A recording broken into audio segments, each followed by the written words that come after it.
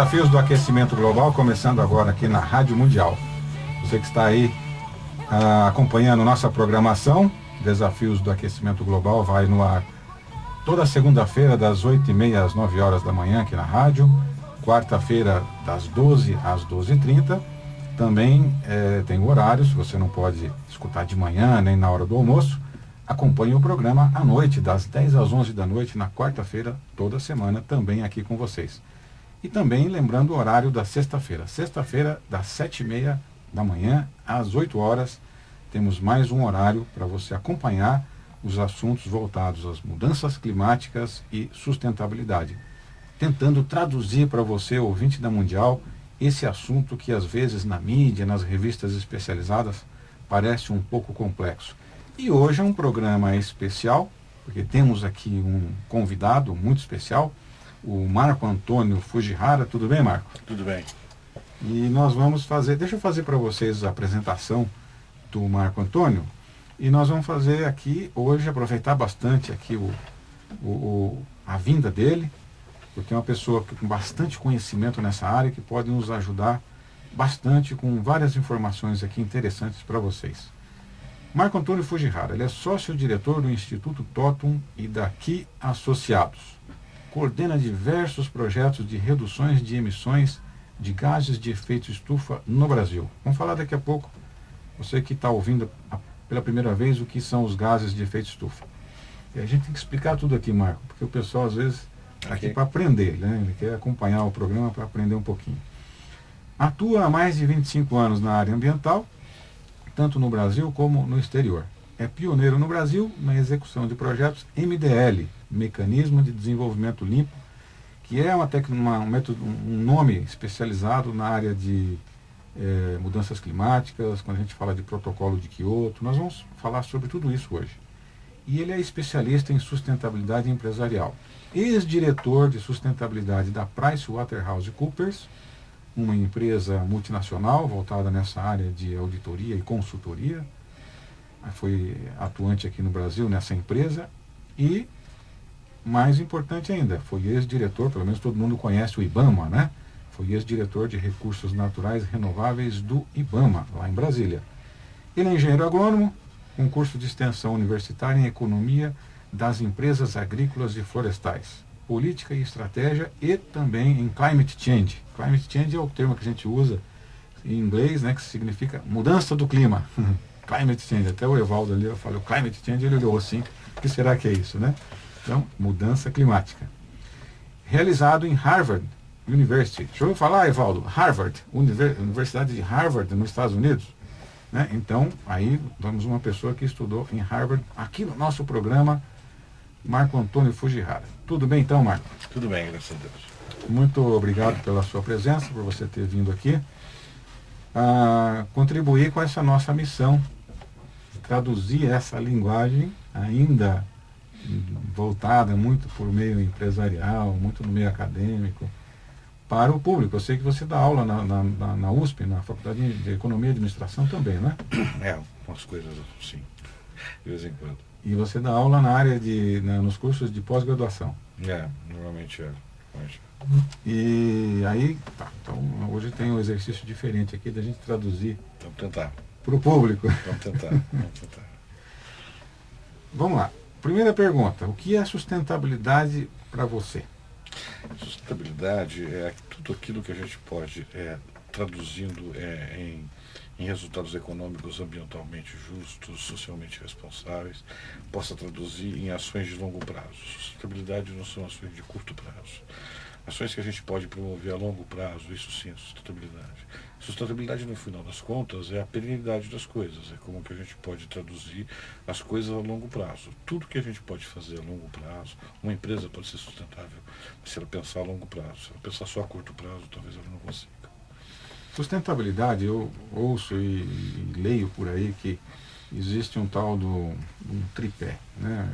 Fala assim, social, ambiental e econômico, né? Mas é dentro desse tripé que você tem que estabelecer a perenidade dela, quer dizer, dentro de coisas ambientalmente corretas, socialmente justas e economicamente viáveis, que pode se pensar a longo prazo. Se você não tiver esse tripé equacionado, você não consegue pensar a longo prazo. Sustentabilidade é um termo, assim, para o grande público relativamente novo. Na verdade, as pessoas tendem a entender que sustentabilidade é uma questão só ambiental. Na maioria Isso. das vezes, as pessoas tendem a achar que sustentabilidade passa só pela questão de meio ambiente. Na verdade, não. Sustentabilidade tem toda a questão de responsabilidade social acoplada, sustentabilidade tem toda a questão do desempenho econômico dessas organizações acoplada. Então, a sustentabilidade é muito maior do que simplesmente só a questão ambiental. Por que que esse tema, esse conceito surgiu? Por que que hoje em dia fala-se muito nisso? Sustentabilidade é um conceito que surgiu no final da década de 80, quando foi feita uma comissão encabeçada pela primeira-ministra da Noruega, chamada Gro Brundtland. Sim. E ela criou um livro que chama-se Nosso Futuro Comum. Nesse livro é que se faz a primeira menção do que seria o conceito de desenvolvimento sustentável, ou o conceito de sustentabilidade, que nada mais é do que fazer as coisas de maneira socialmente responsável, economicamente viável e ecologicamente corretas. Se a gente conseguir fazer isso, traduzir isso no longo prazo, isso sim é sustentabilidade. Fala-se muito em exaustão dos recursos naturais, e é por aí que dizem, eu nas minhas leituras, que foi em função disso que foi foi ganhando força esse tema. A exaustão dos recursos naturais é uma coisa bastante discutida. No Brasil se discute muito a questão dos recursos naturais vinculados à floresta, mas principalmente você tem uma exaustão de recursos naturais vinculada à área de mineração, por exemplo. Ok. Né?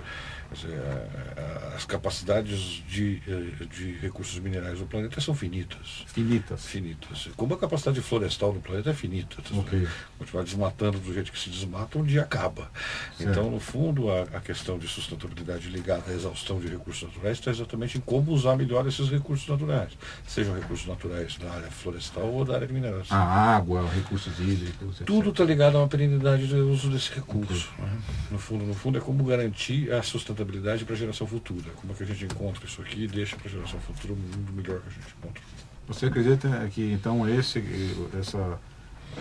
dados mais recentes sobre a exaustão de recursos naturais finitos, é que foi dando cada vez mais força para esse conceito? Eu acho que tem duas coisas. Foi dando força a esse conceito, a noção de que os recursos são finitos, sim, mas foi dando também força a uma noção de mercado, de que as empresas precisam ter um compromisso diferente do que simplesmente o lucro pelo lucro. Okay. Elas precisam ter compromissos diferentes com a questão ambiental, diferentes com a questão social.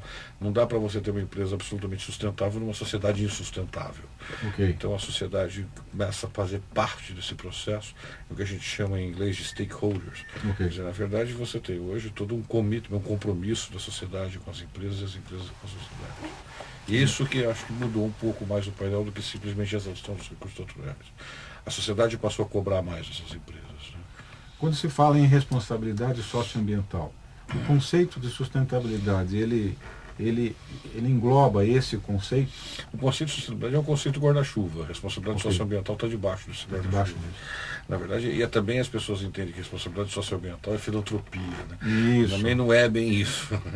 Muitas mudanças, né, que aconteceram. A responsabilidade socioambiental, o nome diz, é a responsabilidade que você tem com a sociedade que você está inserida. Qual é o tipo de responsabilidade que você tem e que contrapartida a sociedade te dá. No fundo é muito mais... claro, quando você pensa que responsabilidade social mais ambiental tem que estar vista a longo prazo. E aí a sustentabilidade é o guarda-chuva desse conceito. Agora vamos a uma outra pergunta que eu particularmente tenho muita curiosidade em saber mais sobre isso. E para o ouvinte aqui do nosso programa, você que está ouvindo Desafios do Aquecimento Global aqui na Rádio Mundial, aqui no 95,7 FM, no 660 AM. Entrevistando aqui, eu, Estélio Sol, entrevistando o Marco Antônio Fujihara, sócio-diretor do Instituto Totum e da Ki Associados. A empresa que fica aqui na Avenida Paulista, pertinho aqui da Rádio Mundial, e nós estamos falando sobre esse conceito de sustentabilidade. Houve, nesses últimos anos, um marco perceptível onde a sociedade brasileira começou a buscar mais informações sobre o tema da sustentabilidade. Não sei se a gente tem um marco, acho que a gente teve uma série de fatores, não sei se tem um marco único para dizer, a partir desse ponto as coisas começaram a mudar e tal. Eu acho que a gente teve uma série de coisas que fizeram isso. Começar pela Rio 92, lá em 92, quando o Brasil sediou a menor conferência mundial sobre o meio ambiente já realizada. A Eco 92. A Eco 92 e tal. Quer dizer, a partir da Rio 92, o Brasil passou a ser protagonista de uma série de outras coisas. Quer dizer, mesmo a questão de mudanças climáticas, o Brasil teve um papel muito importante na formulação dessas novas políticas internacionais. Quer dizer, eu acho que tem uma série de coisas que contribuíram para que a gente pudesse discutir esse conceito mais amplamente no Brasil e não simplesmente um marco referencial. Ok. Mas, de repente, assim, se a gente tiver que eleger um marco, ou a coisa que mais ficou marcante, talvez a Eco 92. Eu achei a Rio 92, acho que sim, Porque de lá para cá você começou a discutir, mas a gente ficou mais na vidraça do mundo também. Okay. E quando a gente fica na vidraça, a gente tem que arrumar melhor a casa. Né? Então acho que os governantes também passaram a entender que precisamos arrumar a casa, precisa melhorar a questão ambiental no Brasil, precisa ser tratada de maneira como política de Estado, não como uma política de governos transitórios. Né?